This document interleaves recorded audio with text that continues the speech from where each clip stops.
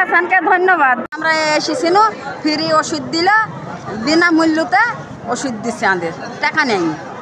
কামরুল হাসানকে ধন্যবাদ, উনি আমাদের এই ফ্রি চিকিৎসার ব্যবস্থা করে দিয়েছে। আমি ওয়াজেদ ভাই, আসসালামু আলাইকুম। আপনাদের বিনামূল্যে চিকিৎসা বিগত দিনে মেহেরপুরে এরকম ফ্রি ক্যাম্প কোনো নেতাই করে নাই। বিএনপি করব যে আমরা বিএনপি মঞ্চে আসন গ্রহণ করার জন্য আমি অনুরোধ করছি। আমি আস্থাভাজন ব্যক্তিত্ব, আগামী দিনের রাষ্ট্রনায়ক।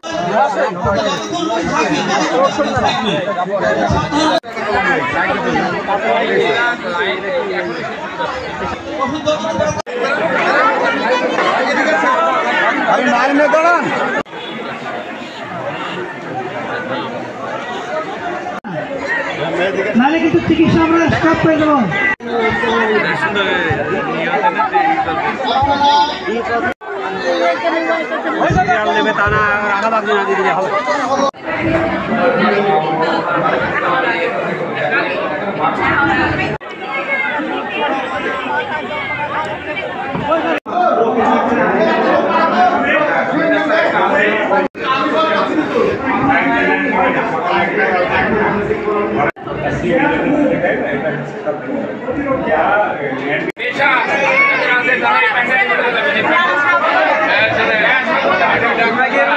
এরপর এক আসনে কুতুবপুর ইউনিয়নের একদম প্রত্যন্ত অঞ্চল, যেটা ভারত ঘেঁষা, ইন্ডিয়া ঘেঁষা যে গ্রাম, আমাদের বিএনপি অধ্যুষিত গ্রাম, সেই গ্রামে আজকে আমাদের ফ্রি মেডিকেল ক্যাম্প এবং ফ্রি ওষুধের ব্যবস্থা গ্রহণ করেছে জেলা বিএনপি।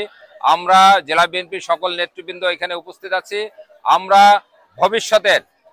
ভবিষ্যতের বাংলাদেশ, আমাদের তারেক রহমানের স্বপ্নের বাংলাদেশ গড়ার লক্ষ্যে আমরা নিরলসভাবে কাজ করে যাচ্ছি। ইনশাল্লাহ সামনে ফেব্রুয়ারিতে যে ভোট হবে, সেই ভোটে যদি আমাদের প্রিয় নেতা ভারপ্রাপ্ত চেয়ারম্যান জনাব তারেক রহমানকে এদেশের মানুষ ভালোবেসে, ধানের শীষকে ভালোবেসে যদি ভোট দেয়, ইনশাল্লাহ ভবিষ্যতে বাংলাদেশ হবে একটি স্বনির্ভর বাংলাদেশ, একটি সবুজ বাংলাদেশ, একটি সুন্দর বাংলাদেশ।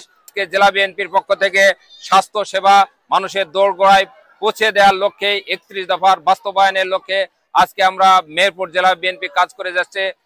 সেই ধারাবাহিকতায় আজকে পঞ্চম দিনের মতো মেহেরপুর জেলা বিএনপি আজকের এই শোলমারি গ্রামে ফ্রি ডাক্তার এবং ফ্রি ওষুধের ব্যবস্থা গ্রহণ করেছে।